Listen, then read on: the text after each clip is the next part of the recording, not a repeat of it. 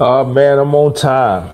I'm on time today. Let's open it up, man. I know it's been a minute since Fourth and Nine has been on, man. We've been on a little hiatus. My man Chris, he might stick his head in today. He been out, doing the family thing today. So we'll see what happens a little later on. But I'm excited to be back, man. We got a lot to cover. We got a lot to cover. I'm gonna wait until some of you guys come on in the room. Shout out Young Tiny. He's in the room already. Always support him. Raul, appreciate you being here, my man. Thank you for showing. Gil, Ruiz, appreciate you being here, my man. Fight on, fight on. We got a lot to cover, man. Like I said, we've been out a couple of weeks, been taking care of family business. You know how it get, life can get sometimes, but here, Fourth and Nine, we back at it, right? So we got a lot to cover. I'm gonna wait until some more people come on in the room.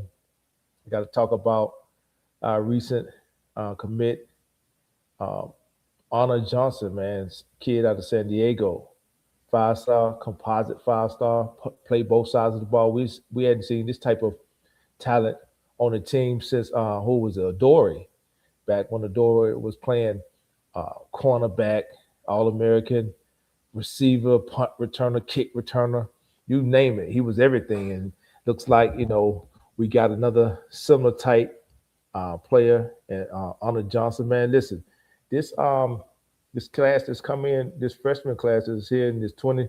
What's up? What's up, Walter Clark, man? Fight on, man. Um, this class that's coming in, 2026. You got a lot of kids that's going to make an immediate impact. I think it's going to shock a lot of people. We're here to talk about the stock, whether or not you guys are buying or selling. Fight on, Leon. Fight on, J. Rod. I know the topic of the show today, the live today, is whether or not we're buying or selling the stock for next season. We talk about making that run, that first run, and get into the playoffs, man. Since it's been in its existence, I think we got a lot of freshmen that's going to be playing. It's going to make an immediate impact. Excuse me. I'm not just talking about one or two players. I'm talking about a handful of players. They're looking at potentially getting some major playing time next season. We talk about the likes of a Elbert Hill. We talk about the likes of a Winfield. You talk about Brett Colajay. I've been hearing some good positive things about Colajay. You talk about Luke Wayful. We talk about Trent Mosley. I'm talking about more than a handful of players, freshmen, getting serious burn time, serious clock time on next season. And now that we've added Arnold Johnson to the 2027 class, man, listen, Chad Bowden is really, I would say, probably has been the biggest impact since joining onto this, onto the with the organization. Probably since the initial announcement of the Lincoln Riley hire, if you ask me. But he's meant to the program as far as keeping the Southern California talent home. And we're going to touch on that too. Uncle Boom, what's going on, my man? Appreciate you joining. We're going to talk about that too before I open up everything. As you guys know, the SEC and Saban have been petitioning to Congress, petitioning to the president to get the rules on NIL changed. And I think as USC is peaking with that NIL at the right time, I think that the rule change could have somewhat of a negative impact if they go ahead and move forward with it. I want to tell you why. Um, it's only going to benefit the SEC. If you notice that, like I said earlier, Chad Bowden has been keeping a lot of that Southern California talent home. Well, the SEC can't compete when you talk about from a financial standpoint. Um, some of the top programs that's been um, in the SEC over the past 12 to 15 years have been who? Alabama and Georgia. Well, those are the ones that are falling behind in recruiting. You talk about true parity. We talk about the portal.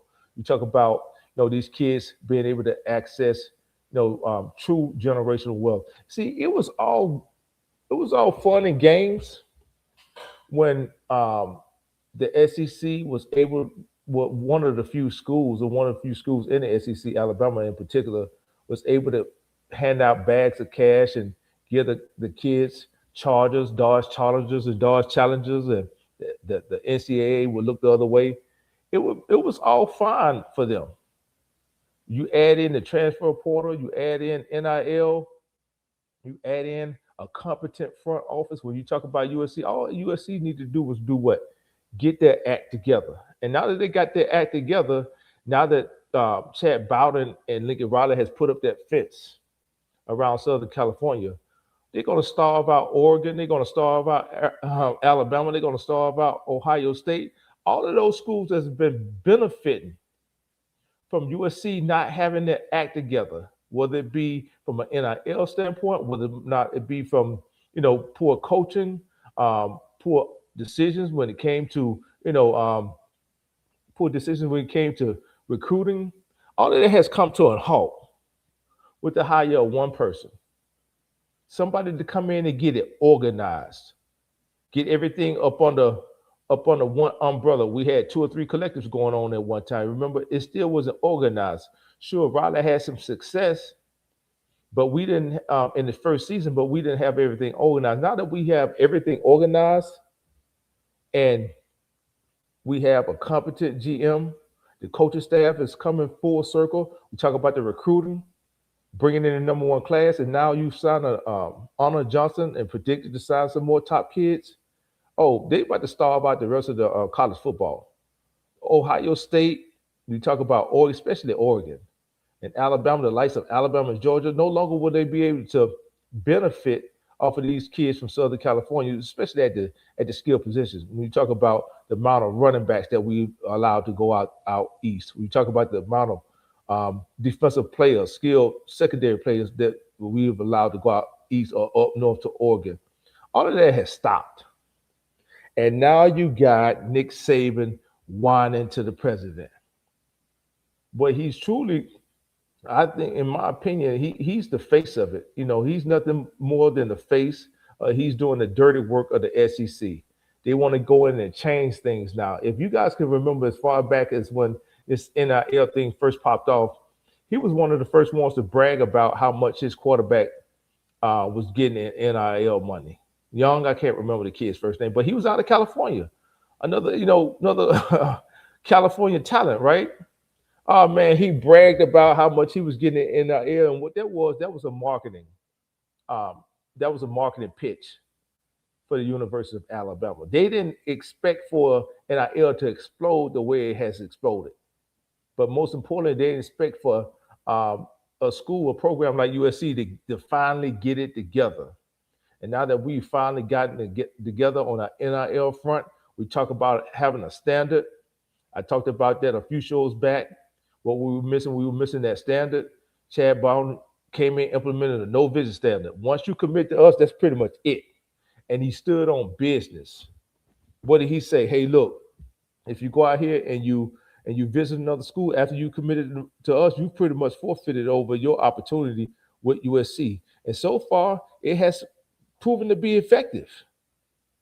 You don't see too many kids, especially out of that class from last season, 2026, go in and waver the way they did before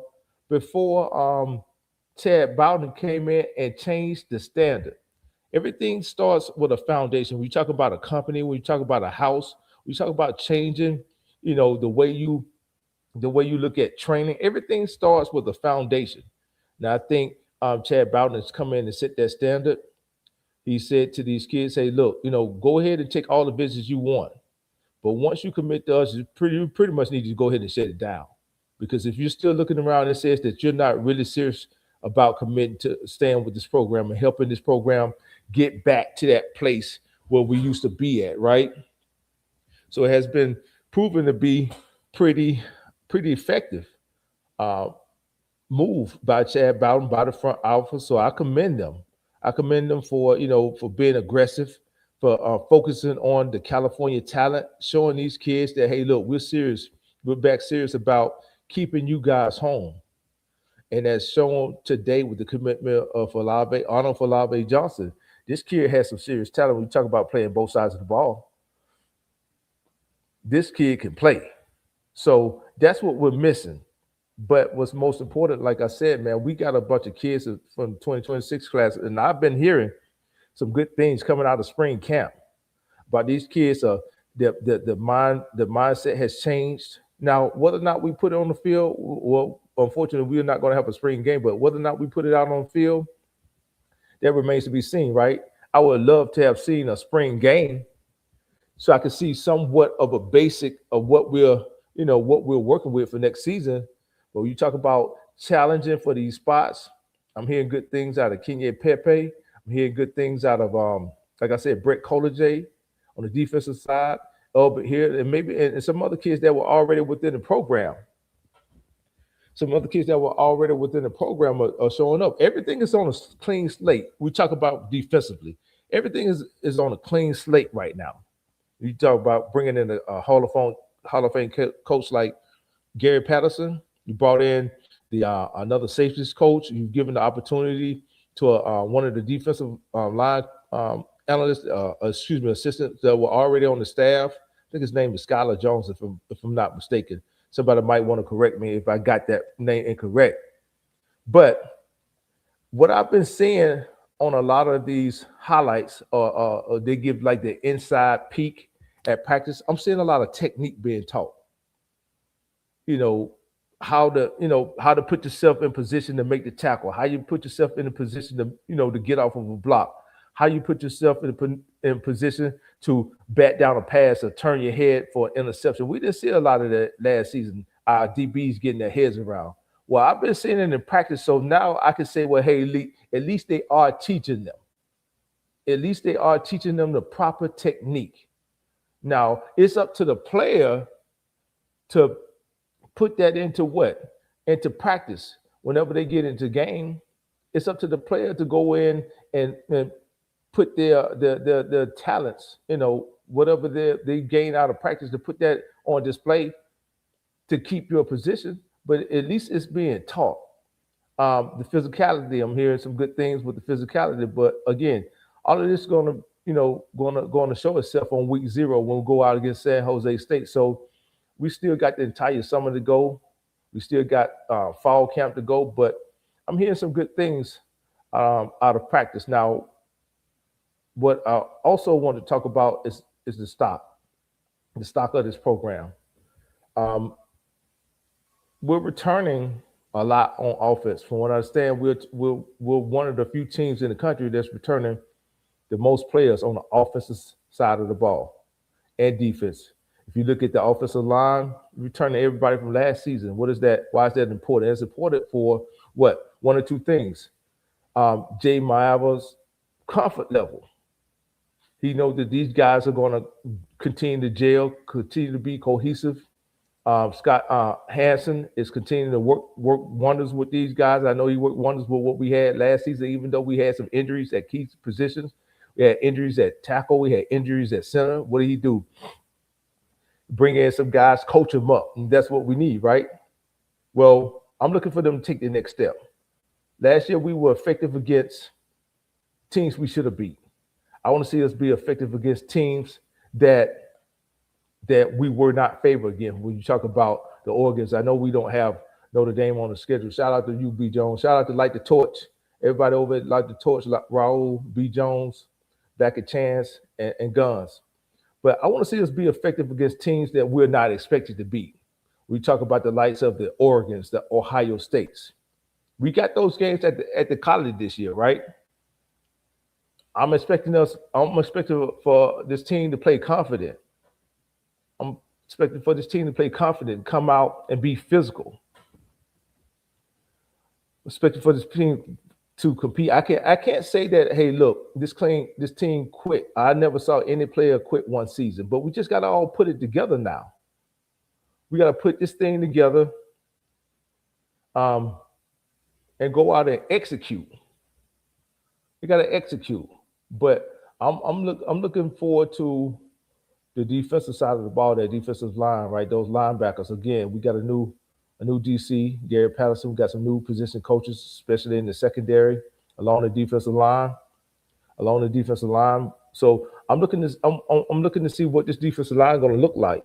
We talk about the likes of Jade coming back. We talk about Cam Crawford coming back, Braden Shelby coming back. That's experience. You got the kid from Michigan State who's going to more than likely play the zero technique. That's experience. All right. So even though we're a young team, we're not too young in certain positions. It's going to be important. How violent we are at the point of attack along the defensive line, getting off blocks, the linebackers filling holes. We got Jaden Walker coming back.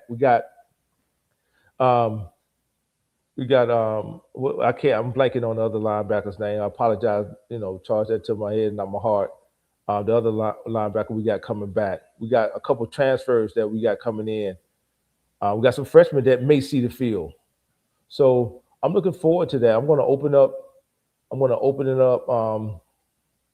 The chat in a minute. I'm going to drop the link. Some of you guys come up, give your opinion. But we talk about, am I buying or selling stock? Stevens, appreciate that, Raul. We talk about buying or selling stock.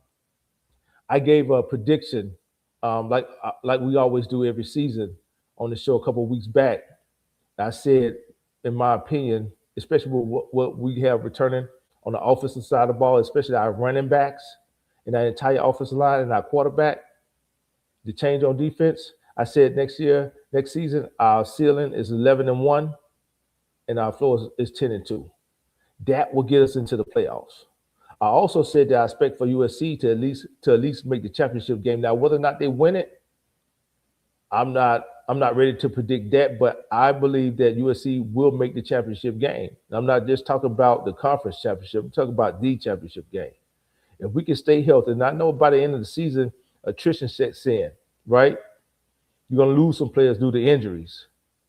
But if we can continue to stay healthy, continue to be aggressive, continue to follow the teaching, the technique of these defensive of Gary Patterson and the new position coaches, I expect for Gary Patterson to only make Lincoln Riley better when it comes to, clock management, when it comes to, he's there to give him advice on clock management. He's there to help sharpen his tools in practice. You got the one, I'm hoping that the ones will be going against the ones in fall camp. I'm hoping that. But you talk about giving him different looks, putting pressure on that offense. So Jay Maeva is doing what? He's getting better at reading coverages. We've already acknowledged that Gary Patterson is the innovator of the 4-2-5. And that's the defense that they're going to be they're going to be running. But I want to see, and that's from what I understand, that's the OGD Life, man. Appreciate you joining. That's a lot. That's what we're going to face in a lot of defenses in the Big Ten. A lot of teams, a lot of programs run that 4-2-5. But I only look for Gary Patterson to sharpen the tools of Lincoln Riley. He's there to give him, insight on, what to expect out of certain defensive sets. You talk about a guy who's watched a ton of film. You talk about a guy who's been in a ton of big games himself at TCU. Gary Patterson ran a successful program. Appreciate that, MP. Appreciate that. Gary Patterson ran a successful program at TCU. He's a head coach. He has more head coaching experience than Lincoln Riley. He's only going to make him better. I know we were a little apprehensive in the beginning, but all of the news that I'm getting out of spring camp from these players, from some of the parents that have been going to these practices or have been allowed to, watch practice, through third party, I've been hearing nothing but positive reviews.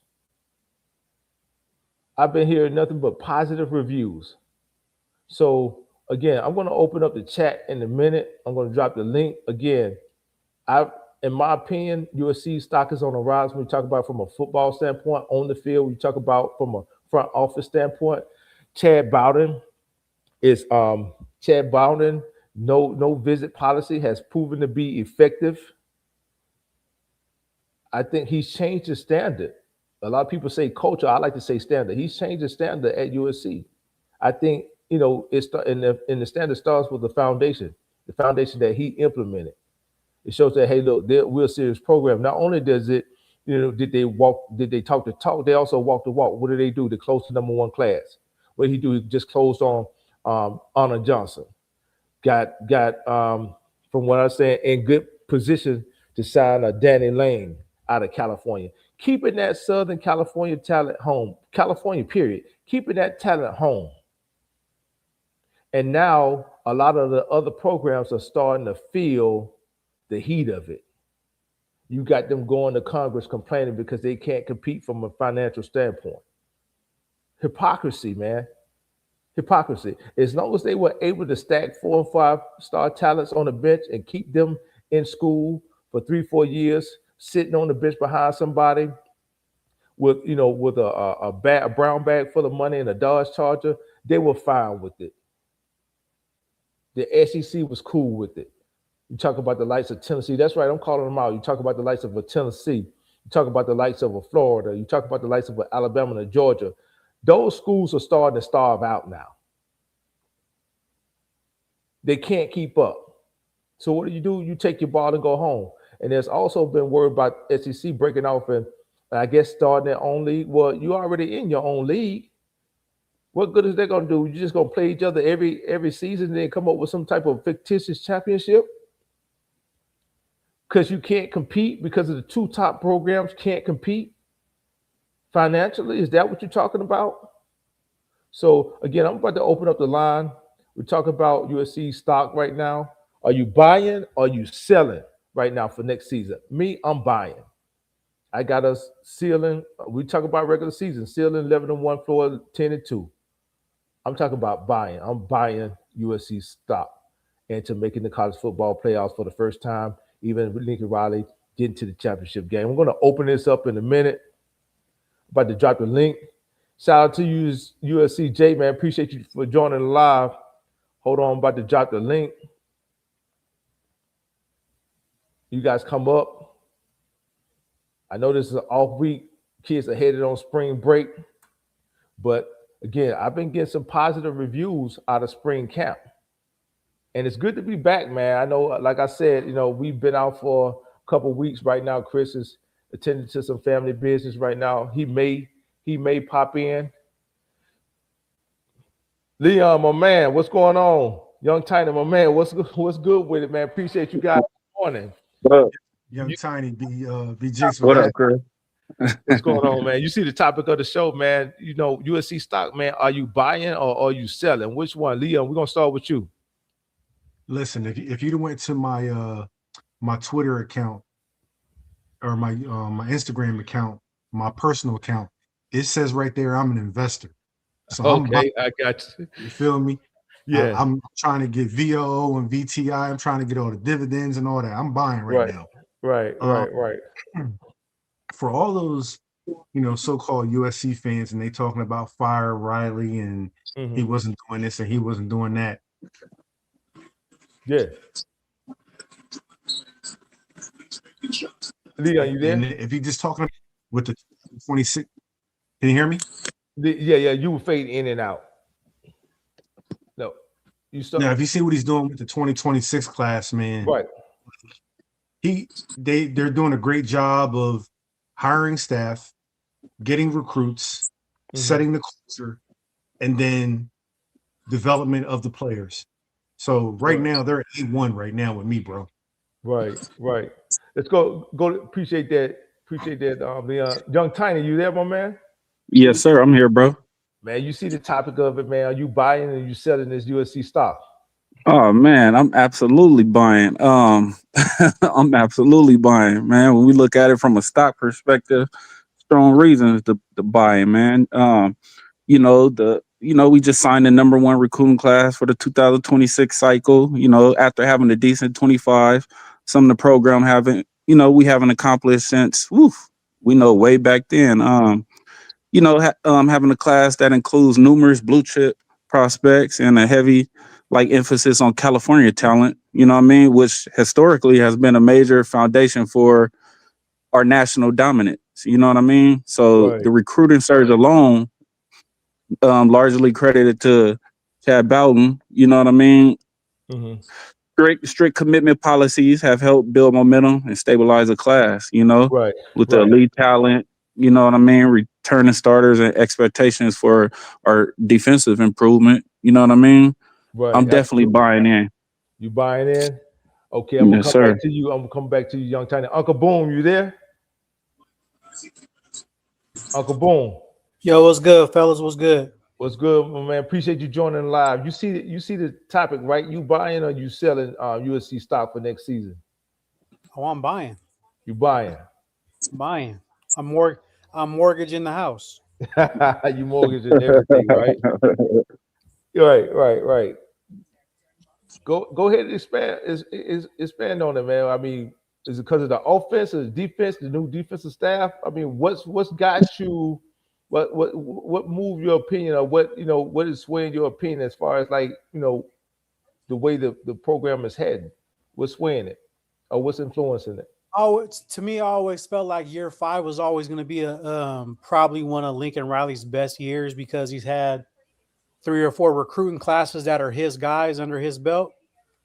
So I figured that he'd finally start putting the pieces together with the addition of Gary Patterson and the new life that it seems like he's bringing to the defensive side of the ball.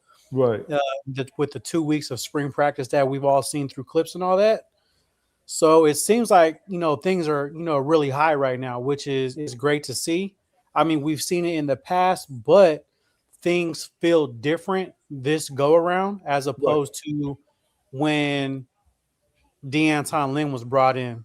And then when Lincoln Riley and Grinch first got here, things feel different right now. It feels like there's a sense of urgency within the program. And it seems like all of these kids are really bought in, or all these young men are really bought in. And, listening to what they're saying about these freshmen, how they're competing, and it seems like they're pushing all the older cats, to be better, which is what you want on a team regardless. You know what I mean? Right. You want everybody to compete for their jobs every single day. So as long as that happens throughout the spring and throughout the summer, these guys keep on getting closer together. I think, the sky's the limit, and I think we'll be looking cool. Appreciate it. Who's this? J Legend 19. Come up and give your opinion, my man. Let us know how you feel. We invite anybody to come up. If you feel like the team is trash, which means that you'll be selling the stock, come up and give your opinion. Hey, if this is your first time joining live, go ahead and hit that subscribe button for us. We appreciate it. All the support. Hit that like and hit that bell for notification. I'm definitely seeing a change, and it almost seems like it's surreal, right? It seems like we haven't had this much success, Uncle Boone. You talk about it seems like everything is coming full circle now. We haven't had this much success from a recruit standpoint, and I don't know when as far as like especially keeping home the top talent. It's been almost 17 years, basically. Yeah, since we've been able to recruit like this. I'm talking about just recruiting. I'm not talking about the portal. The recruiting regardless. Recruiting's been like almost 16, 17 years. Everybody has that, that somebody else just dropped off. I want to say is Young Tiny, come on back in if you get a chance, man. You talk about, creating a foundation. The portal is good for instant gratification, right? Yeah. But when you talk about creating that foundation, and I want to say it was USC Jay said at one time, California got enough talent to sustain USC to where they don't have to go outside. Sure, you can go out and pick those guys from outside of California. When you talk about the likes of a Brian Cushing, that's going to be impact, and they're going to the pro. When you talk about the likes of a Mike Williams, we talk about a Dwayne Jarrett. We talk about impact players that come in their freshman season. You talk about the likes of a Leonard Williams, come in their freshman season and make an immediate impact. That these guys are going to be first round NFL draft picks. But for the most part, California has enough talent to sustain USC. Not only sustain USC, but to push them over to the next, push them back up to that upper threshold. We talk about blue bloods. Right now, I have to be honest, man. I don't think from a football standpoint that USC is first tier right now. I think we're headed back up to first tier. Now, from a program standpoint, we talk about being a blue blood, we are. But if we're being honest with ourselves, we haven't tested football playoffs. So we can't consider ourselves to be a top tier program.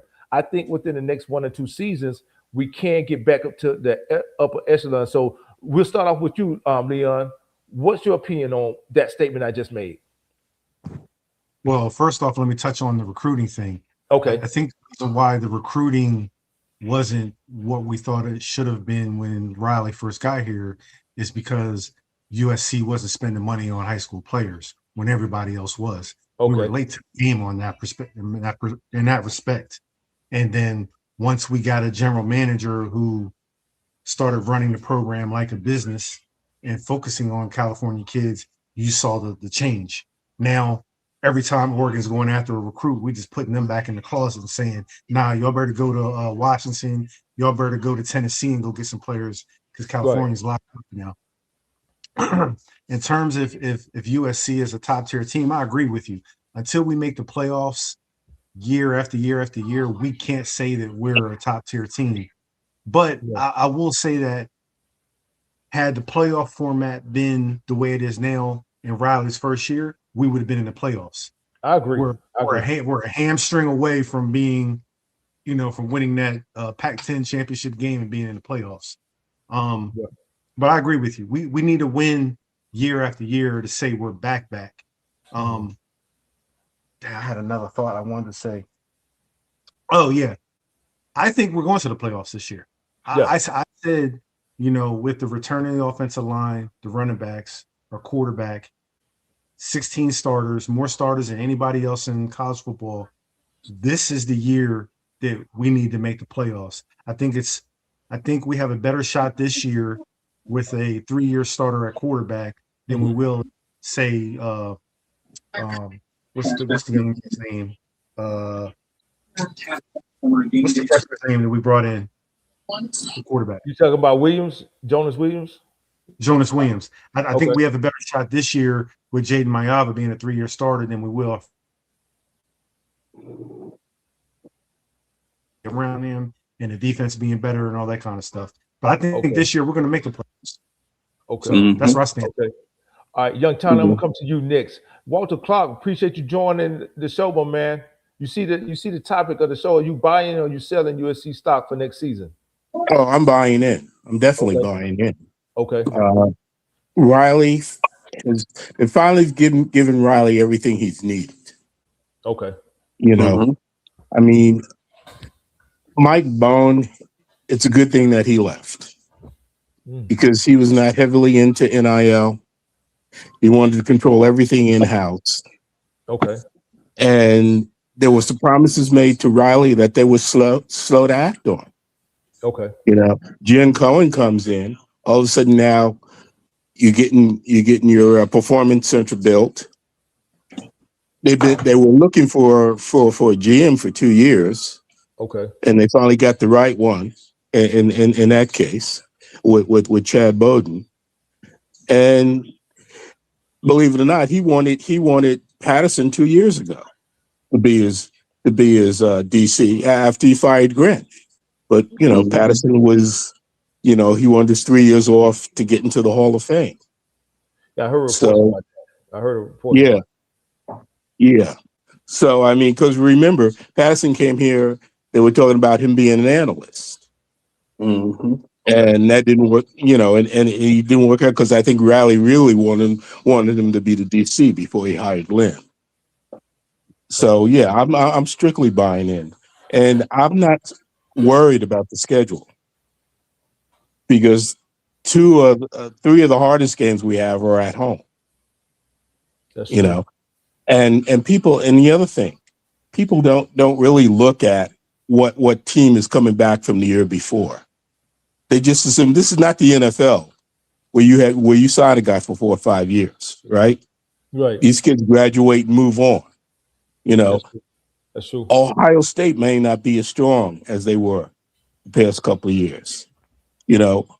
As good as Oregon was last year, they still had trouble on their offensive line. And they got to replace a lot of guys on the offensive line coming up. So it'll be interesting. And we don't know what Indiana's going to be. I mean, Netty's a good coach, but who knows what Indiana's going to look like. So if you had to give a record prediction, what would it be? I'm with you, B. Jones. It's B. Jenkins. B. Jones. I'm sorry, B. Jenkins. You good? Yeah, I'm with you. 10-2. Okay. 11-1, even 12-0. I mean, it's a possibility. Yeah. Possibility. I mean, we may screw up and lose a game we shouldn't lose, but otherwise, I don't see that. That's a good take on it, Walter. Appreciate you joining live. I think this is your first time coming on to the live, right? Yeah, I've talked to you guys by before, not live, but I've talked to you guys. Appreciate you joining the live, my man, giving your insight on it. I want to go back to hang around for a minute, Walter. I want to go back to Young Tiny. Young Tiny, we talked about USC finally getting it together. You talk about keeping that Cali talent home and starving out these other programs. Yes, sir. Chad Bowers no visit policy has set the standard. In my opinion, has set the standard. When you talk about important hires, bringing in Riley, I would say, in my opinion, Chad Bowers has been more influential even than Riley. But I want your opinion. So let's talk about the state of the program, right? Entering the fifth year of Lincoln Riley's tenure. Okay, right. It could be viewed with like cautious optimism, but like also realistic expectations. So I always say, and for you guys that know me and that have been chopping it up with me for years now, you guys know I always say the way Riley came in and revitalized the program quickly when he first arrived and had that 11-win season early in his tenure, and generated national attention behind a high-power offense and with the Heisman Trophy winner, Caleb Williams. Right. However, we do understand that the following seasons have been more inconsistent, I should say, particularly because of defensive struggles, and also the losses to ranked opponents. Okay. Right. We haven't been good in that area.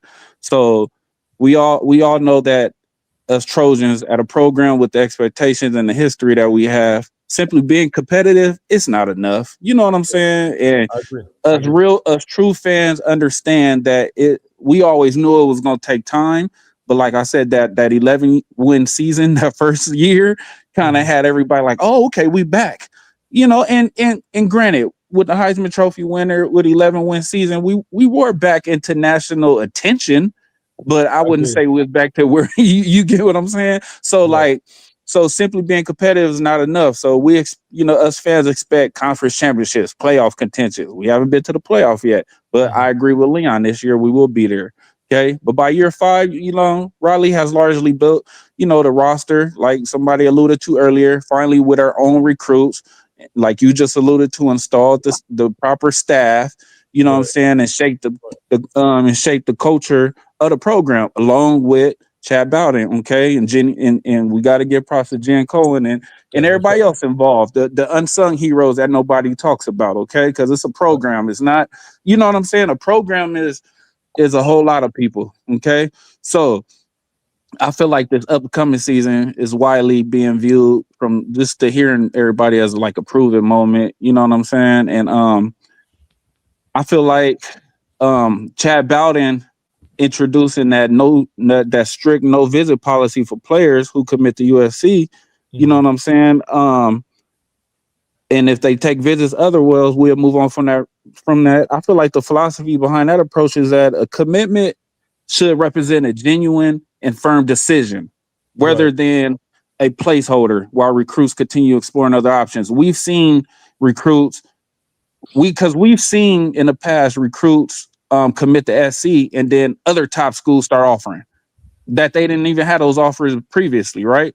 Then so they used it. Then they start visiting. Yes. So they use this sort of as a placeholder while exploring options. So in many ways, the policy has worked effectively. You know what I'm saying? It helped us secure a highly ranked recruiting class, as we all know about the 26, okay? And it helps, but more importantly, it builds a strong sense of loyalty and cohesion among the committed players.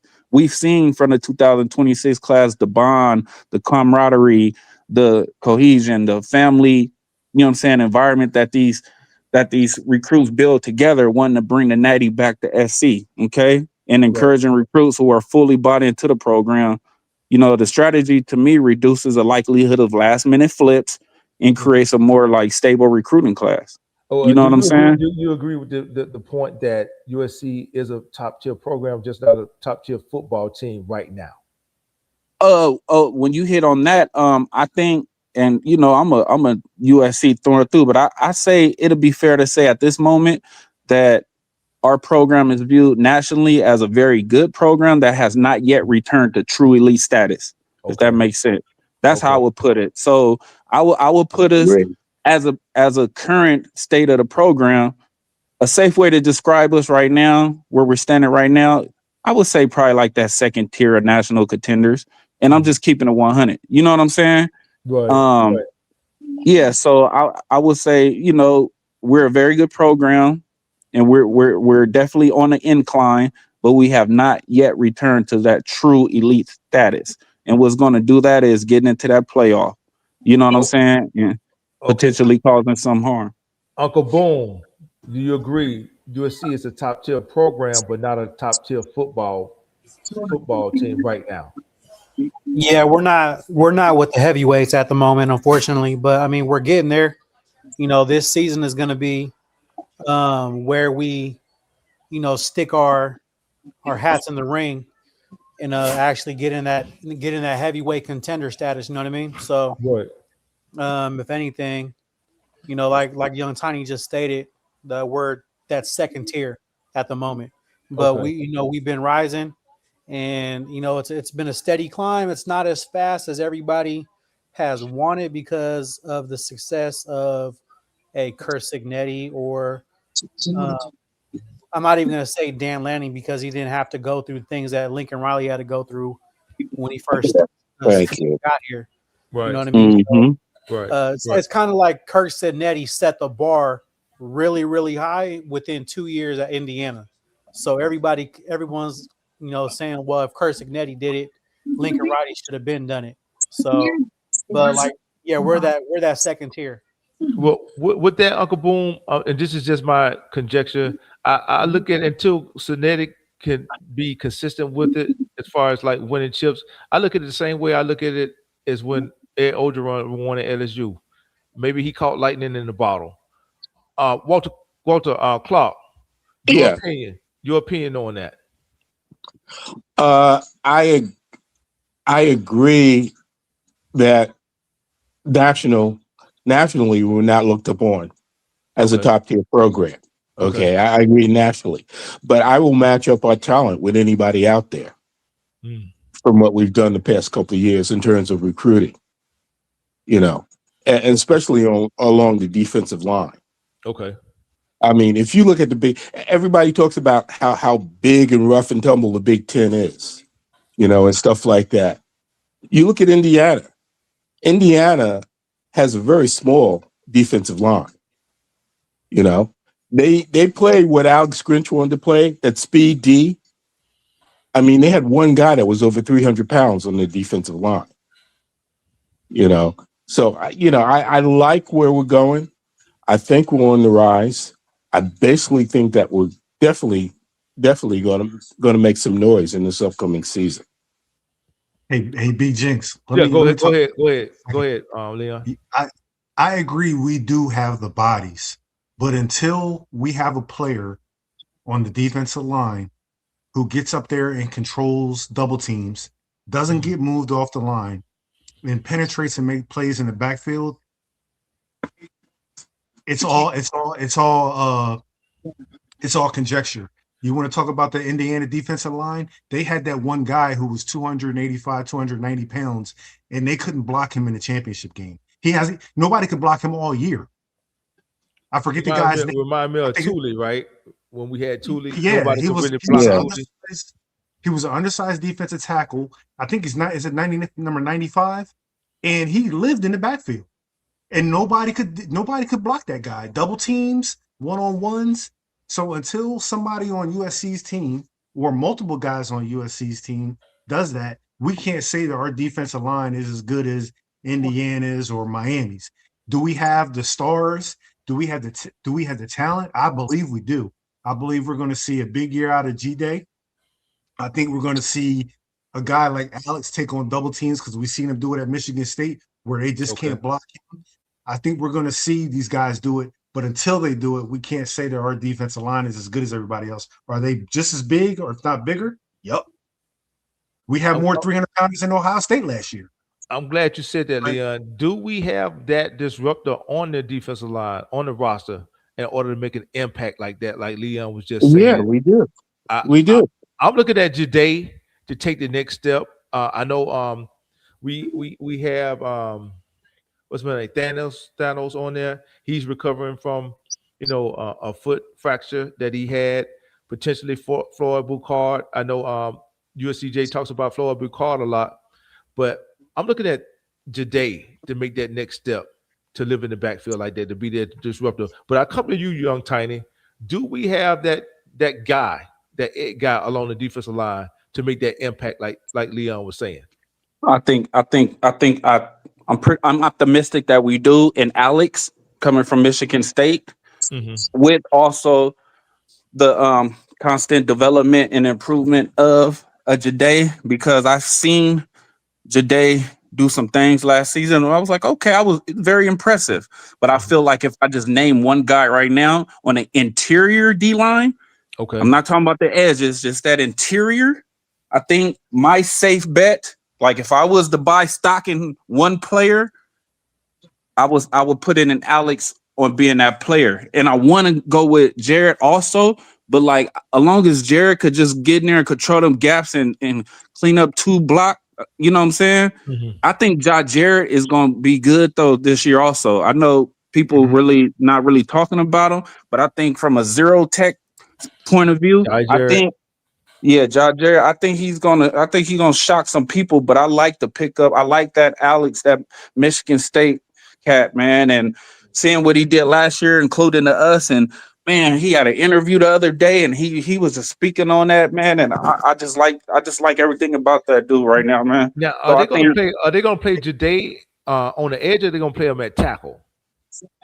Tackle. He'll play tackle. I don't think he'll probably be. He's not going to be zero tech like a Jared or something like that. But I think he would be like that D tackle. You know what I'm saying? He'll be like that two tech, that 1 or 2.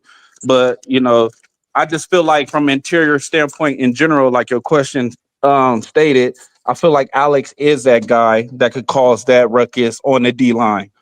But I'm not sleeping, like we have players like you know what I'm saying? But if I was to put it on one player, I would give it to Alex. And I'm not sure where exactly we're gonna be playing Daniels, you know what I'm saying? Of course not the zero tech, but I can see him playing at D tackle, or maybe sometimes it depends on what down it is. Maybe them not a stand up edge though, but like that 4-eye tech, that D end, that natural D end. You know what I'm saying? I can see that also. Not more or less a stand up edge, but that D end I could see. But yeah, I would say Alex, just to answer your question in a concise way. Yeah. Okay. Hey, B Jinx. Yeah. What's up, Leon? That guy I was referring to, his name is Tyreek Tucker, number 95 from Indiana. Okay. That guy could not be blocked all season. Man. How big was he? He's 298 pounds. 298. Oh, okay. Right. Uncle Boom, you see that one guy along the defensive line. Yeah. That impact. Yeah, I think it's going to be Alex because he's a veteran. He has a lot of experience going for him. He's an older cat. So, and that's one thing about Indiana's D-line or the entire team last year, regardless, they all averaged 24 to 25 years old on their entire defense and starting offense. So, Alex Van Sumeren is going to be that guy, just like Young Tiny stated. Alex, okay. Let's go. Walter Clark, that impact guy along the D-line. Jakeem Stewart. You saw how he played on one leg. He wasn't practicing most of the time during the week. I like that. And this is a kid that he's an outlier. He's one of those truly great ones that I think is going to step up. I agree. Can't go wrong. I agree. I mean, the guy played with a fractured foot, and you saw they had to limit his snaps and stuff like that, and you saw how effective he was. He definitely has that motor. Yeah, he has that dog in him. Southern kid. You know, he was right. he was second on the team in tackles for losses. Had an interception which came out of nowhere. Mhm. Hey, But Walter, where do you like him at? If you have one position on No, that on that D line to put him at, buddy, where would you like him at? no, he's a 3-tech. Okay. Yeah, he's definitely a 3-tech. You don't play him. You Okay. don't play him 0. He's a 3-tech. Yeah, absolutely. You know. Okay. Yeah. okay, the next battle that I'm sorry, but go ahead, Walter. I didn't mean to cut you off. Go ahead. No, he's like Kansas City's Chris Jones. That's what you want out of him. You know. Okay, the other position that I've been wanting to see the battle, but of course we're not going to see a spring game. The cornerback position. We talk about we got returners and Marcellus coming back. We got a couple of transfers to come over. One I think where was that transfer come over from? Was he from NC State or was he from Illinois. You talking about Jontez Williams? Yeah, he's from Iowa State. Iowa State. Jontez Williams. Talk about him. Yeah. Talk about the kids that on the roster, but I've been hearing some good things out of Elbert Hill. Now we got Chasen Johnson coming off a knee injury. He was promising, but we don't know how he's going to look. From what I understand, he's not participating in spring practice. We got a couple other ones, but but BJC also had a year. What's that? As a freshman, so he's had the experience. Yeah, experience. So coming out of going into fall camp, we could talk about kicking off the season week 0. Again, I've been hearing some good things about Elbert Hill, and I think Garrett Patterson is not scared to play a freshman, and that would be the perfect time to play him in a week 0. Are you guys hearing the same thing, Leon? You heard the same thing as far as like these freshmen coming in. We talk about making an instant impact. I've been hearing some good things about Elbert Hill. I have too, and to be honest with you, 2 guys coming off an ACL injury, I'm not going to just pencil them in as starters. I don't care how good they are. You haven't been on the field.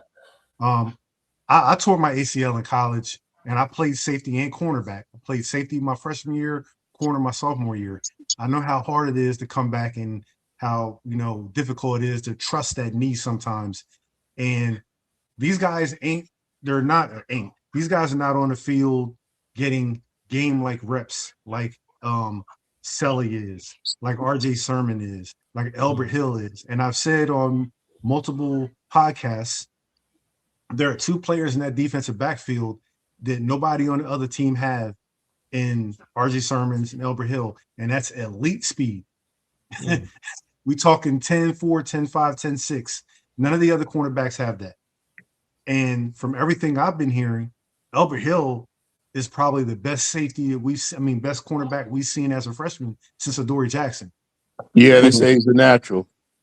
Was he about 6'1"? Elbert Hill about no, 6'1"? No, he's like 5'10", 5'11". Okay. Yeah. Okay. But all right, go ahead. I mean, I've seen enough video of this guy. I mean, he's just smooth, he's fluid, good hips, quick feet. You know what I'm saying? Like, this is the guy we've been looking for. But I'm just not gonna just to go back to your thing about playing freshmen. I don't think we have an issue with guys playing as freshmen. Remember, Alex Graham was going to start last year before he got hurt as a freshman. You know what I'm saying? Justin T got started as a freshman. I think Lincoln Riley has a history of showing us that he doesn't have a problem starting a freshman if they earn a starting position. So with Jontez and Chasen being out and not being suited up, man, I'm not going to just pencil them in as starting corners. Yeah, before we go to the next person, it'd be two places that I'd be kind of, actually 3 places I'd be kind of hesitant with starting a true freshman. One along that offensive line, especially at tackle, at DB, at cornerback, and at quarterback. Those are 3 places I would be kind of hesitant when it comes to being a true freshman. If we got a preseason, then yeah, we can work his way in. But we talk about throwing them into the fire week 4. We got Oregon at the house. But we'll go to you, Uncle Boone. B. Jenks, real quick. Yeah, go ahead. B. Jenks, real quick. Yeah. Elijah Praise started as a freshman. I remember what he looked like that at Michigan. I was at that game. How did he go? He got yanked that game. They said it was because of an injury, but I don't believe it. He was on roller skates, man. They wind up moving Tobias Raymond to left tackle, and I think he was a freshman too, or a redshirt freshman. Yeah. So, Okay. but if you see what happened the rest of the year, he wound up being a really, really good tackle as a Mm-hmm. freshman. I don't think we should just say, you know, because they're, you know, those two positions, throw them in there, let them get, you know, game Yeah, reps under. like I said, By the time we with a get to work, it will be preseason, good. yeah, like I said, with a preseason, it would be more easier for me. But when we get into that heart, man, you know, if they struggle, you know, I got to get some experience, especially when you talk about somebody protecting my quarterback's blind side, and when you talk about covering a receiver like a Jeremiah Smith, you know, I got to have some experience out there, somebody who's been in the fire. But young Tiny, BJ. Yeah. hold on, Walter Clark. I'm gonna come to you. Okay. In a second. Young Tiny, coming out of spring camp, man. I've been hearing a lot about this kid Elbert Hill, man. Yeah, I think it's he's highly regarded, man, and everything that we've been hearing and seeing, and from the mass and behind closed doors, yeah, you know, it's a competition, but I wouldn't doubt if he's starting day one.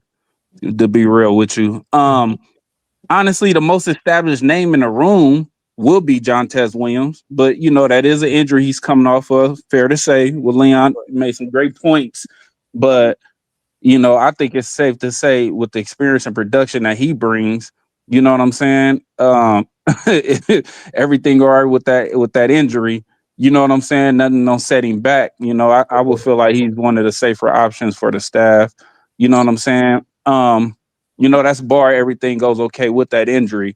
You know what I mean? And that's not knocking Sellis, Chase, everybody else we have in the room. You know what I'm saying?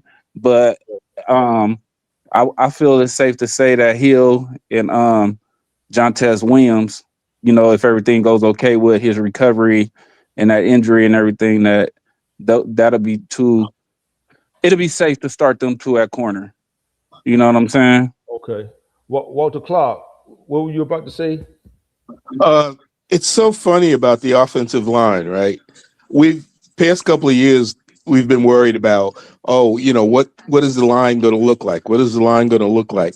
Now we have 5 starters coming back, and I hear all these people talking about plugging in freshmen to play certain spots, Yeah, the offensive line has to be most of a competition. Like I said, I'm yeah. not looking to replace anybody, but Brett Colajay, from what I understand, he's looking impressive now. If a freshman can come in and take a guard spot, then so be it. But I'm talking about from a competition standpoint, we need that in order to push these upperclassmen. Listen. Go ahead. No, I'm not against that. I'm not against that at all. Let's go in. But also realize something. He's coming from high school. Okay. Where he's running over, 250-pound, defensive linemen and stuff like that. Well, remember what high school he came from. Not to cut you off, Walter Clark, in the national. But still, IMC Academy is a great academy, but he's still coming from college. I mean, from high school. Okay, the speed of the game is going to be entirely different than what he experienced in high school. I don't care how great a program you have in high school. You're going to tell me that IMG is going to match up against even the lowest Big Ten team in going up line to line. Okay. No, not at all. But those other recruits that he's going against are top tier, also being at that national schedule, respectfully. But your offensive line is the one line that takes time to develop. I mean, I keep hearing people talking about, Lad Diakonoff is looking great and stuff like that. He's 285 pounds. Are you going to start him as a freshman? Who? Lad 265. Diakonoff. He's only 285. Are you going to start him on the line as a You talking about the other offensive line? You talking about the other offensive line, right? Yeah. Oh, you talking about Vlad? Yeah. Talking about Vlad. Yeah. So I think just because they're giving them kudos on where they at right now in their development, I don't think they're necessarily saying. I never haven't heard nobody say start Vlad just because they say he looked good as a freshman. Listen, I've been on other websites and they've been talking about that. Believe Oh me. yeah, I don't. Yeah. Oh, okay. I'm not disputing that. I'm not disputing that. But I think seriously, the two that I think it's safe to say is Breck and Breck and and Pepe. yeah, And Pepe. Pepe. But I hear what you're saying. Because they have the size, they have the body types and stuff like that. But do you remember Proctor, who went to Alabama? He's Yes, a sir. 5-star left That's tackle. when he transferred to Iowa. Then he came Yeah, back. he transferred to Iowa and came back, right? Yeah. Well, he Yes, started his first year at Alabama, and they wanted to run him out of town. Hey, Walter, do you remember Winston Justice? Yes. Okay. Okay. I mean, listen. Not everybody is Tyron Smith, right? Oh, I didn't even name him, but yeah, of course, Tyron. We had another offensive tackle to start his freshman season. Was it Austin Jackson that came out of Arizona, right? Didn't he start his freshman year? Yeah. Austin Jackson. You remember Austin Jackson?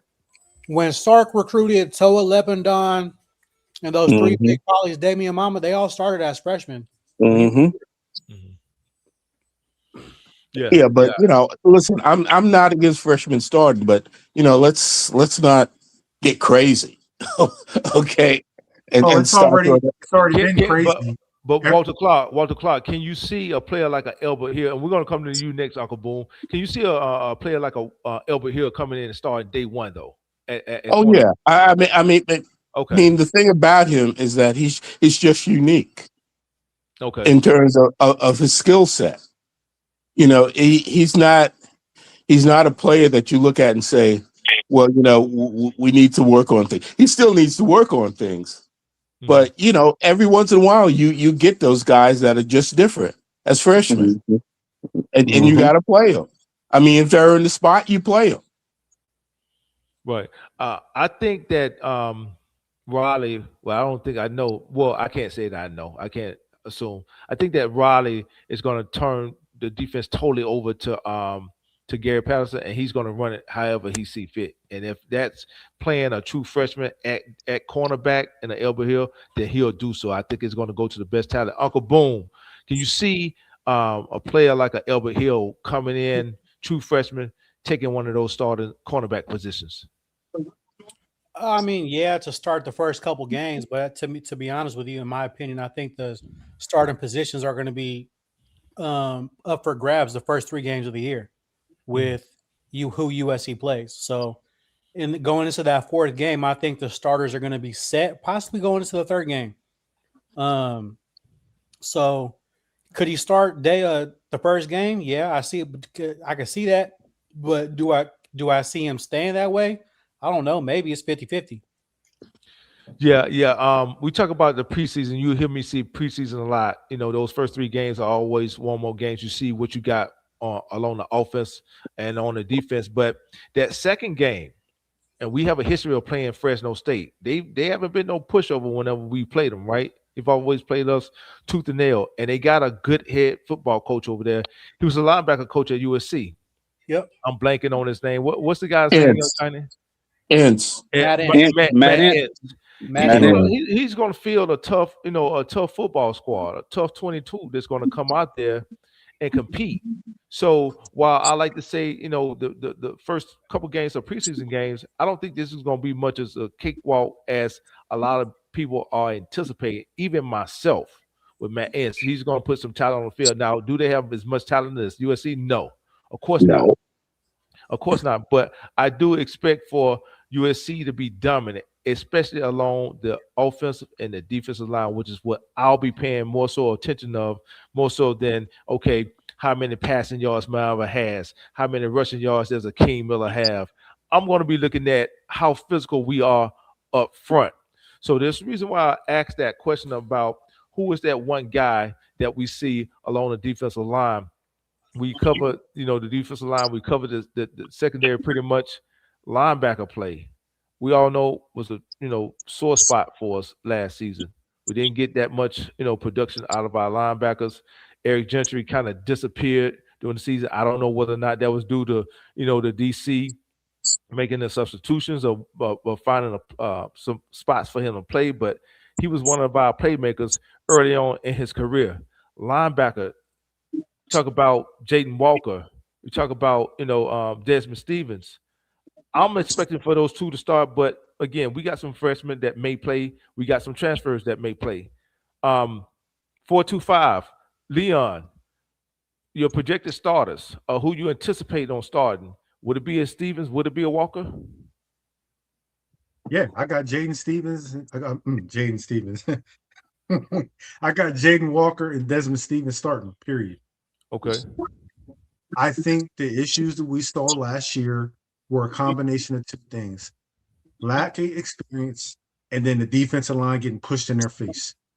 I think the defensive line getting pushed back, that problem's going to be solved this year. And I think all the reps that they got last year at linebacker, you're going to see two different animals. And I've said this before. I will not be shocked if Desmond Stevens is a first or second team all Big Ten linebacker this year. Young Tiny.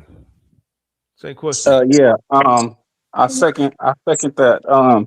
I feel like those two will start. I feel like we did bring in some depth pieces that I know Gary Patterson like. Well, not necessarily. Well, I don't want to just say depth pieces.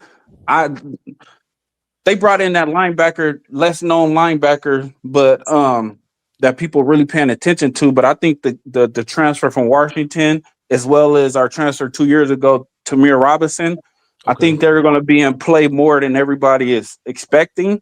I know people don't feel like we went out to the portal to get quote unquote that splash name, but Williams up there at Washington was a productive linebacker and a high grade run stopper. Okay.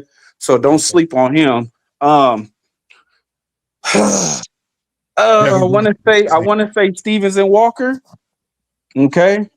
But I mean, Gary Patterson had a lot to do with those linebackers that we brought in, as well as our other Eckler. Is that who I'm? Yeah, thinking, linebacker. So I wouldn't sleep on them. Yes, we have talented freshmen coming in, and Tay, and then Ely. But before I start even talking about them or seeing them getting productive minutes on defense, I see them more on special teams right now. But I do feel like the Williams guy from Washington, Tamir Robinson, or 2 years ago transfer from Penn State, as well as the guy from Georgia State. You know what I'm saying, providing much needed depth and or having the potential to win a starting job. But I will right now say Desmond Stevens and Jaden Walker for sure. With Williams from Washington right there, and Tamir, like, you know what I'm saying? Yeah. Like, I'm not just, clear cut on that, honestly. Devin Bryant. His name is Devin Bryant. I don't know why I'm saying Williams. Why am I saying Devin Williams? That was a quarterback. I'm tripping. Yeah, Devin Bryant. Right? Devin Bryant. My bad, Devin Bryant. If you hear this, my fault. Yeah, Devin Bryant. To you, my man. Linebacker. Same question. Yeah, I think it's going to be Desmond and Jaden. But I mean, at the end of the day, time will tell. But those are my two picks. Okay, Walter Clark. Yeah, I like. Hey, Walter, turn your background down a little bit for me. Get some feedback. Thank you. Yeah, go ahead, Walter. Is that better? Yeah, that's better right there. Okay. I like Stevens, and I like Walker. The one thing, see, as inconsistent as Desmond was last year, he still led the team in tackles, which people don't seem, to want to acknowledge that. And the other thing is, you had two linebackers starting last year that were starting for the first time. Everybody thought the linebacker play was a little bit better the year before because you had 4th and 5th year starters playing the positions. Okay. Okay. The other thing to look out for is don't sleep on Elijah Newby. I forgot about him. Appreciate it. I didn't thank you for that, Walter Clark. I didn't even see what I'm saying. I forgot about him. Yeah, I knew I was forgetting somebody. Right. Yeah, because I think with Eckler, now coaching, I think they'll find a spot for him. You know, I wouldn't be surprised because word came out from one of the writers who covers SC that Gary Patterson was thinking about using a linebacker in that star position. Okay. You know, and the one thing about Newbie is, if you watched him in high school, he has speed. Okay. Yeah, I'm glad you pointed He that was out. he was a I 10-8 totally guy as about- a track I runner. totally forgot about Yeah. Elijah Newby. Hey, we'll apologize here at 4th and 9, man. We'll apologize, Elijah Newby. We totally skipped over you. And I guess it's because we haven't really seen him on the field, right? I don't think it's no disrespect though, because Yeah. the way that everyone's talking about it, every position group that we've gone through so far, we have more depth now. Right. We didn't have that in the past. You know what I mean? Right.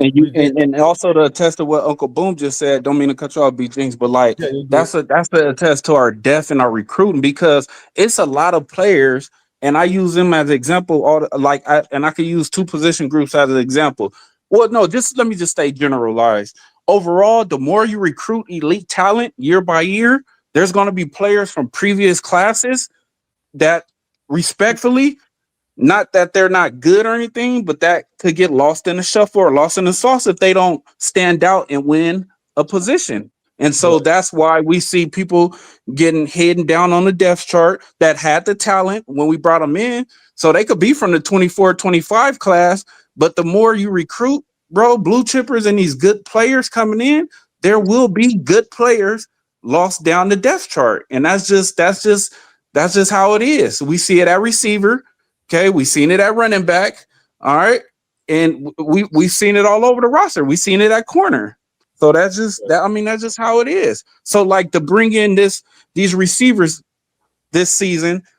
So we see a player like, okay, we seen high potential in Romel Ison and a Corey Sims, but it's like, okay, like if they don't respectfully get out there and come to work. Yeah, and that's no disrespect to him, but it's like, you know what I'm saying? Like we seen your boy come in miss spring and come win a starting position as a true freshman. You know what I'm saying? And all these dudes was already on campus. Right? Yeah, to Nook. And I was somebody that was big on Jay Fair. You know what I'm saying? And I know a lot of people was big on Corey Sims or Romel Ison.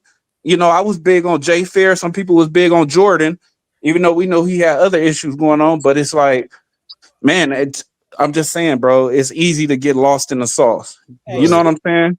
Respectfully, though. Yeah, speaking of freshmen not being there right now, hey, Booby Feaster still ain't stepped foot on campus yet. Exactly. And see what I'm saying? He's the one wide receiver, to be honest with you. He's the best receiver in the class that we drafted. And I could see him being a freshman impact player throughout the entire season this year. I definitely think Booby Feaster is the best wide receiver in the class. In my opinion, yeah. You sure? In his opinion, Leon. In his opinion. Oh, okay.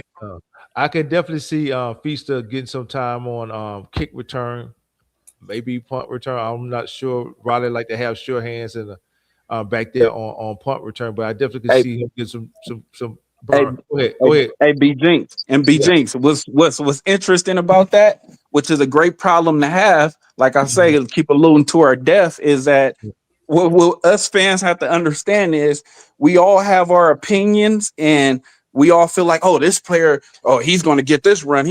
But we got to understand, bro, when we throw out a name or we have somebody that we like, that means somebody else sitting down. You know what I'm saying? It's only 11 spots on that field at a time. So if I say such and such player, oh, he going to get run, he need to be playing, then who am I saying need to sit down?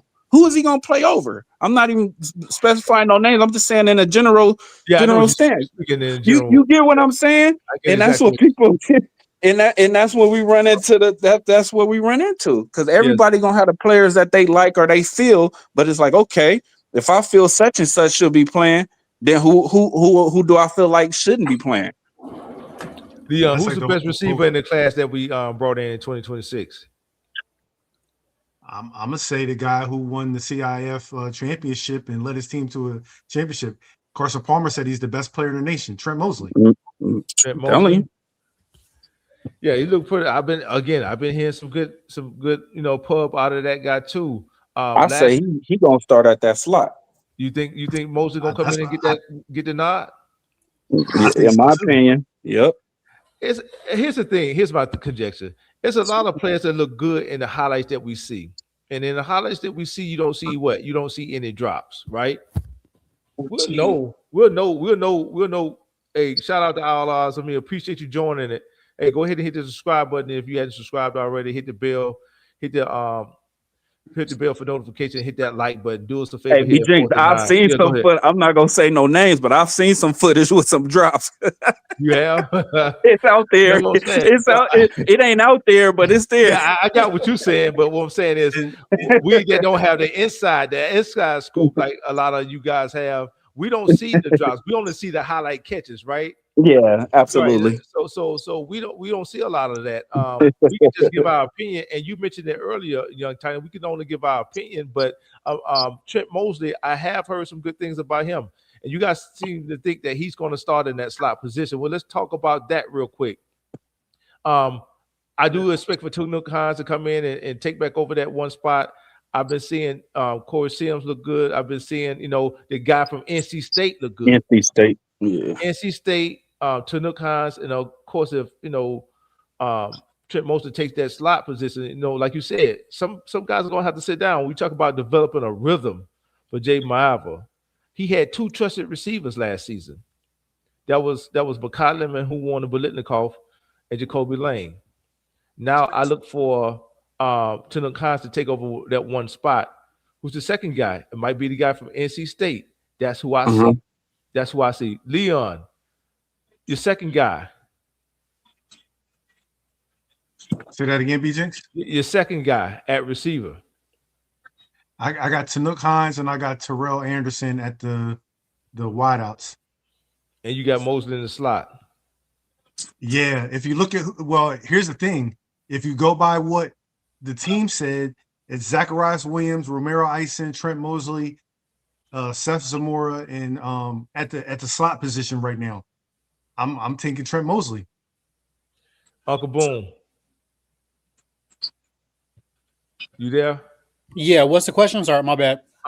We talk about that receiver, that second and that third slot. We talked about Trent Mosley. We talked about maybe Booby Feaster. We definitely see Tanook Hines coming back in and taking over the spot. He definitely was the guy in the bowl game. I think he had like 150, 160 yards, close to it.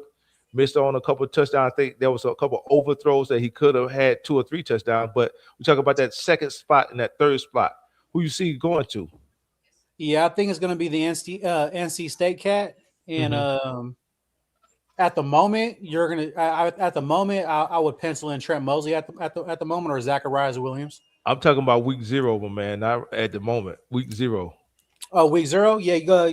I would say Trent. Walter Clark. Yes. Your opinion? Okay. I can see Tanook, and I can see Terrell Anderson, and probably Trent Mosley.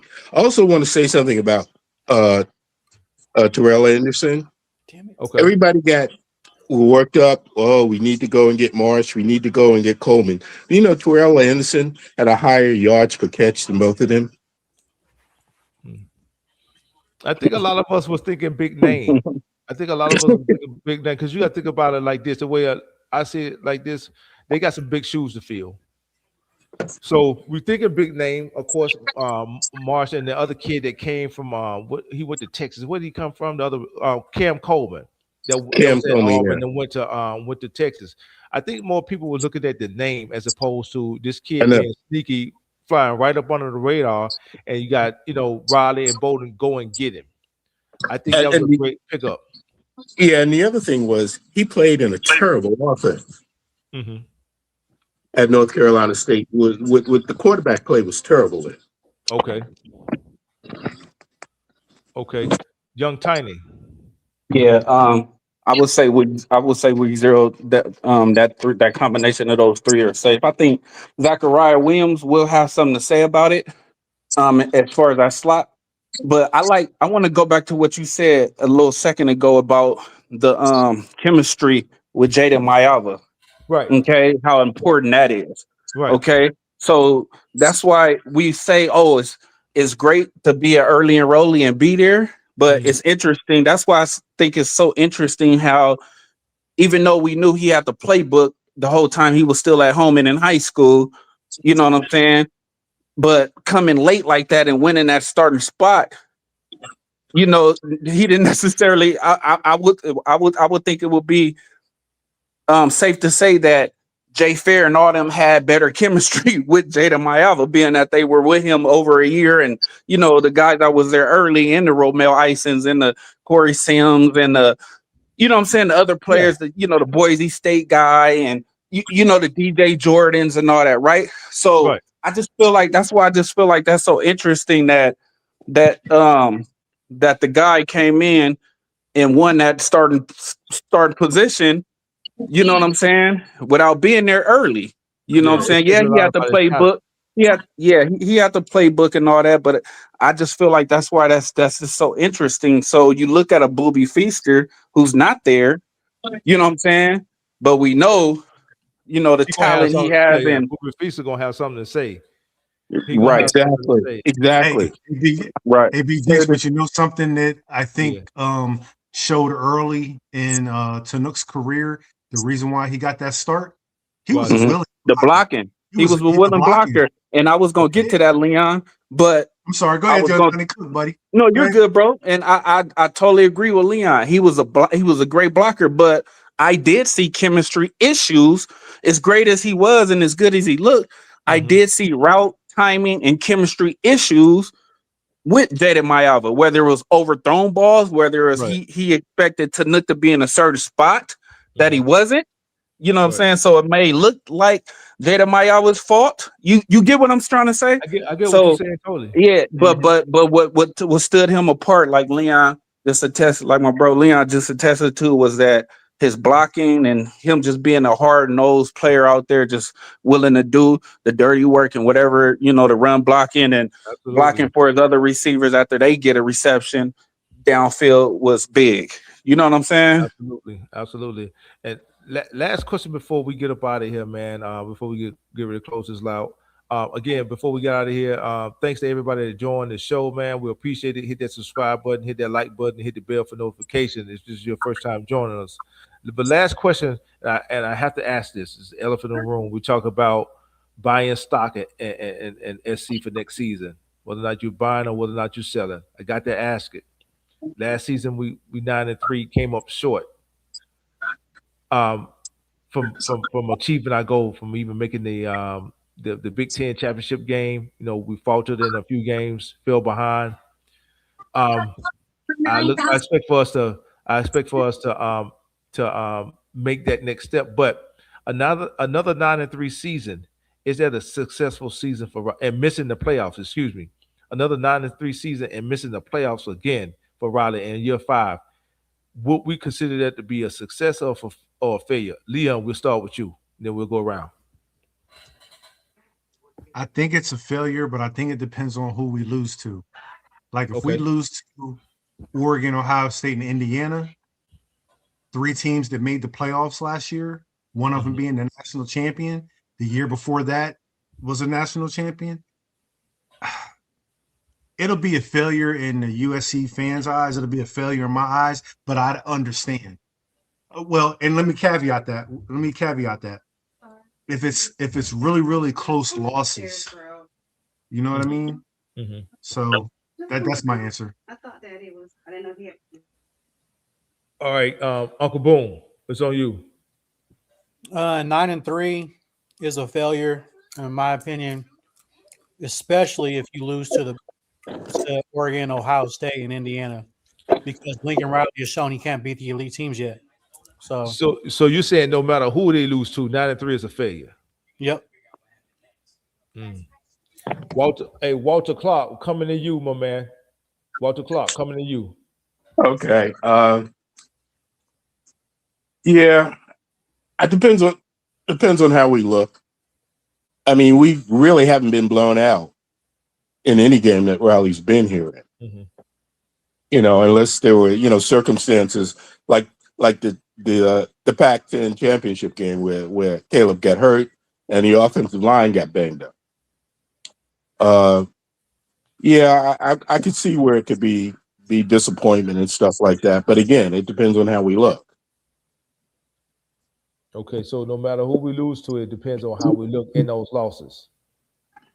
Yeah, I mean, we're not. Let's not get blown out like Illinois got blown out against Indiana last year. That was embarrassing. Yeah. Young Tiny, it's on you, my man. So it's crazy that everybody is, when it comes to the potential 3 losses, right? That everybody's naming 3 Big Ten teams, right? Right. So that's saying just saying hypothetically speaking, right? That a 9-3 record with 3 losses in your conference. Okay, you're not only not in your conference championship, and that's bar not knowing how the other games are going, because we've seen within the last few years that the ideal team, like Indiana did it, but the undefeated, the 13-0 team, the 13-0, everybody's losing. Is my point. Everybody has a blemish on their record, okay? But to say that you lose 3 conference games, and I know I'm going away from just answering straight out your question. I just want to bring this up. Yeah, you can add context. Go ahead. That's saying that you're potentially 4th in the Big Ten, right? Because with our strength of schedule next year, would a 3-loss USC team, if it wasn't 3 losses from the Big Ten, still get you in? You see what I'm trying to say? I don't think they're gonna do us any favors. I don't think they're not gonna do us no favor. I agree, but I'm just saying, like, to say 3 losses. But just to answer your question, I would say it'll be a letdown more or less than a failure. Okay, and I say that because while I would term it letdown more, and I like that what B. Jones said, acceptable failure. I think he probably more in a sense of where I'm coming from when I'm saying a letdown, because we see all this momentum we like where we at. We haven't been in the playoffs yet.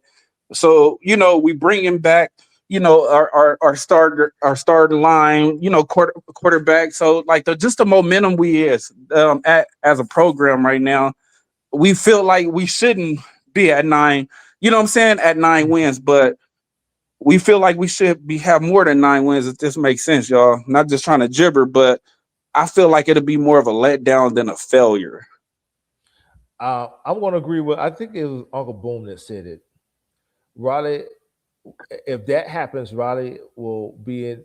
Going into his 6th season if they decide to keep him around, and he still has proven that he can't beat the big teams.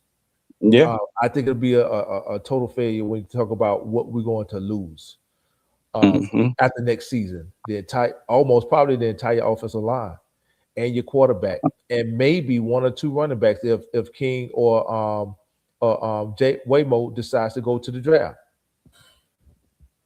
I think it'll be a serious failure. You got to look at what we're going to lose. I think this right here, season right here, is lined up for Riley to be the most successful he's been at USC. You talk about from a resource standpoint, you talk about from a recruiting standpoint, you talk about from a staff standpoint, having experienced head coach, coaching, on the opposite side, coaching that defense to sharpen you. I think right here is probably his most opportune time. He was at a disadvantage in year 1. He still had Grinch, but we have nobody to blame but Riley for that because he brought Grinch over with him. So for me, year 5, this is a proven year. If we go 9-3 and miss the playoff again, I think there's going to be some conversations had, man. Yeah. Can he win the big game? Even with the full arsenal, Young Tiny. Yeah. I agree with Uncle Boom. Is he the guy to win the big game? Yeah, and it just so happens that those big games are all conference games. All conference games, all of our non-conference You games. know what I'm saying? It's like, All of dang. our big games are conference games. Notre Dame is not on the schedule. If Notre That's Dame what was on that's what I was alluding that to would be a earlier. different issue. Exactly. Yeah. If Notre Dame was Ugh. still on the schedule, that would be, that would be a whole nother issue, which they're not. But all of our big games are conference games. He can't Man. afford any slip-ups in the conference. Yeah. Any. Mhm. And again, they're not going to do us any favors at no 9-3. We're Nah. not. We don't have the name right now that because let's not be mistaken. Alabama got into the playoffs last season with that 9-3 record because of their name. They're coming off a recent success with Nick Saban. They're still hot, Mhm. somewhat relatively hot now. I think they're on a downward trend because they can't even run the ball. I think they're on a downward trend. A lot of them going to get a rude awakening this season when they probably end up with the same record or worse. But I think if Riley was winning over the last 4 or 5 seasons, SC was back considered to be back to a top tier program, we would have gotten that nod over an Alabama team. But we have to be honest with ourselves.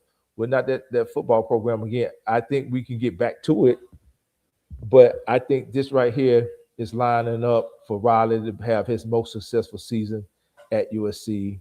I think that we will get back. I think we will get into the playoffs for the first time. And I got us penciled in the championship game. Now, whether or not we win it, that's another story. But that's just my opinion. And it's all, depending on how healthy we stay, especially along those trenches. But I appreciate you guys joining the live. Before we get up out of here, I'm going to give everybody a closing word.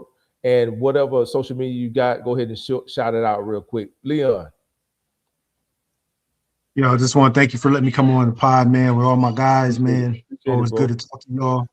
And just, I'm just ready for the season start, man. Like I keep saying, I'm tired of this spring ball reporting. I'm ready to get into the fall. I'm ready to see some football. And I'll be at the Ohio State game, man. So if anybody want to link up, man, let's link up. My social media is Tough Style, cycling channel, and fight on. Uncle Boom. Closing words, my man. Yeah, man, it's always great jumping on here with all the fellas, man. Sorry, excuse me. Yeah, man, it's just always great talking to you guys and listening to you guys, listen to your different perspectives, and appreciate you, B. Jenks, for allowing us to have the platform to come on here to, to speak our opinions about what we feel is going on with the program. Appreciate it, big dog. Yeah, and much love to all you guys. You guys have a good one, all right? All right. Walter. Fight on, my man. Walter. You having me on? I'll probably come back again. I just want to make one more point. Yeah, go ahead. This will be the first year that the SEC will be playing 9 games. So there may be a lot of 9-3 teams out there. That's a good point. That's a good point. You got a social media, Walter? No. Okay. I'm just an old guy, man. Okay. I don't get involved. Okay, and my guy, Young Tiny, man.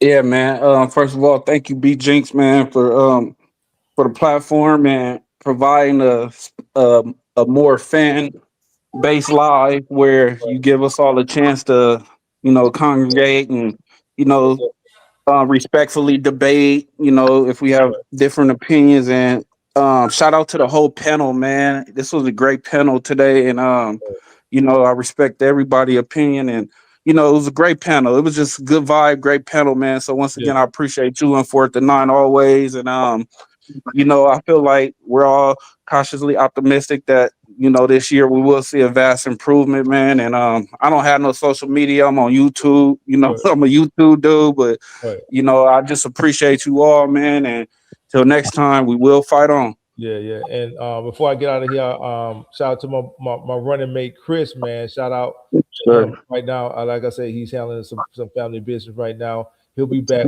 He'll probably rewatch this, huh? Hey, Chris, 619, stand up. Don't say we don't recruit Dago, boy. Yeah, let's get it. yeah. Shout out to everybody that joined the live, man. USCJ is always supporting. Light the torch, man. Go over there and subscribe to that channel, man. Guns on there. Black and Chance, B. Jones, and Raul. Go over there and support the channel, man. And like my man, Young Tiny, man, said, until next time, man. Fight on. Fight on. Fight on, fellas.